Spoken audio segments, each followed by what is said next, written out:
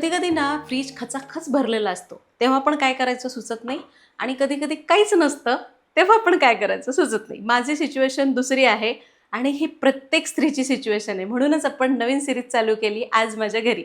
मी नवीन नवीन पदार्थ तर शेअर करतच असते, पण रोज मी माझ्या घरी काय स्वयंपाक करते हे आता मी तुमच्यासोबत शेअर करणार आहे. मी तुमच्यासोबत शेअर करायचं आणि तुम्ही तुमच्या घरी ट्राय करायचं. कल्पना आवडली असेल, ही सिरीज आवडत असेल तर व्हिडिओला लाईक करा आणि कमेंटमध्ये रोजचं जेवण सरिताज किचन असं लिहा. नमस्कार, सरिताच्या स्वयंपाकघरात म्हणजेच आपल्या सरिताज होम किचनच्या आज माझ्या घरी या सिरीजच्या 8व्या एपिसोडमध्ये आपण करतोय मला फारसा न आवडणारा पदार्थ, शेंगदाण्याचं पिठलं. जे मला आवडत नाही पण घरामध्ये सगळ्यांना आवडतं. माझी साधी सोपी रेसिपी तुमच्यासोबत शेअर करते. घरात भाजी नसेल तर हे करता येतं, खूप कमी साहित्य लागतं. चला करूया.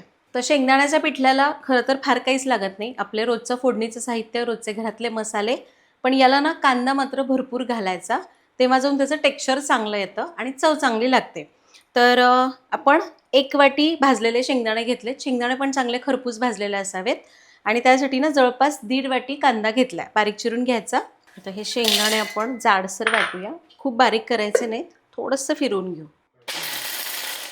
तर लक्षात घ्या, खूप बारीक करू नका, नाहीतर मग पिठलं खूप गिळगिळीत होतं.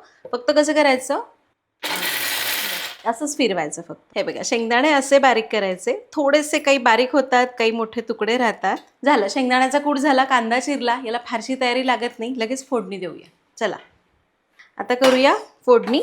त्यासाठी कढई गरम करू. एकीकडे मी पिठलं करणार, दुसरीकडे भाकरी करणार. झालं, आज जास्त मेनू नाही आहे. आज फक्त हे शेंगदाण्याचं पिठलं, भाकरी आणि कांदा इतकंच. यामध्ये घालूया तेल. साधारण 1-2 ते 2.5 चमचे तेल घालते मी. खूप तेल घालू नका कारण शेंगदाण्याचं पण तेल सुटणार आहे. तेल गरम झालं, फोडणी करूया. अर्धा चमचा मोहरी. मोहरी तडतडून द्या. मोहरी मस्त तडतडली की घालूया अर्धा चमचा जिरं, हिंग पाव चमचा आणि कांदा. 2 कांदे चिरून घातलेत मी. कांदा चांगला परतायचा.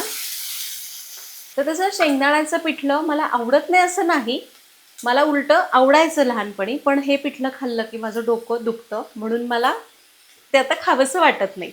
आणखी एक पदार्थ, साबुदाण्याचा वडा. साबुदाणा वडा जर खाल्ला किंवा 2 पेक्षा जास्त वडे खाल्ले की माझं डोकं दुखतं, त्यामुळे मी साबुदाणा वडा पण फार खात नाही.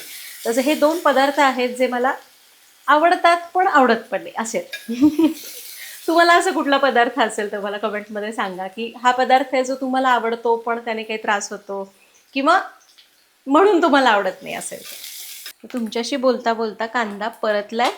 यामध्ये घालू हळद पाव चमचा, 1 चमचा मिरची पावडर, 2 चमचे कांदा लसूण मसाला, थोडी कोथिंबीर आणि थोडंसं पाणी. हे मसाले मस्त परतायचे.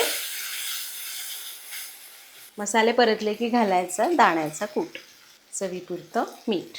याला छान 2 मिनटं परतूया. आता या शेंगदाण्याच्या पिठल्याचे पण 2 प्रकार आहेत बरं का. जेव्हा आपण भरपूर पाणी घालून करतो, जसं मी करणार आहे, तर ते झालं शेंगदाण्याचं पिठलं, जे सोलापूर जिल्ह्यामध्ये बऱ्याच ठिकाणी केलं जातं, म्हणजे पंढरपूर सोलापूर भागामध्ये.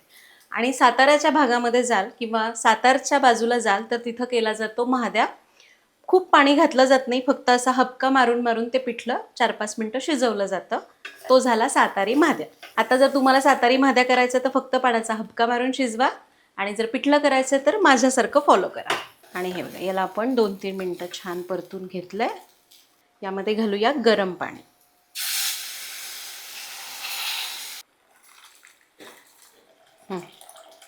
याला मिक्स करून घेतलं. आता आपण गॅस कमीच करूया आणि यावर झाकून 3-4 मिनटं वाफ काढूया. 3-4 मिनटं झालेली आहेत. पिठलं तयार झालंय. याजवळ दाखवते. आणि हे बघा, शेंगदाणे मस्त शिजलेले आहेत आणि आपलं हे पिठलं तयार झालेलं आहे. यावर घालूया चिरलेली कोथिंबीर आणि गॅस बंद करू. आणि आपलं हे मस्त शेंगदाण्याचं पिठलं तयार झालं. याची कन्सिस्टन्सी बघा अशी ठेवली आहे. खूप घट्ट नाही किंवा एकदम सैल एकदम पातळ आमटीसारखी केलेली नाही, असं आहे बघा हे. तर आज जास्त काही वेगळा मेनू केला नाही. मी मगाशी म्हणल्याप्रमाणे घरामध्ये भाज्या नव्हत्या, त्यामुळे शेंगदाण्याचं पिठलं आणि भाकरी असा बेत आहे. पाहिजे तर तुम्ही थोडासा भात वगैरे लावू शकता. याच्यासोबत भातसुद्धा छान लागतो. मला भाकरीपेक्षा भाताबरोबर खायला हे पिठलं आवडतं.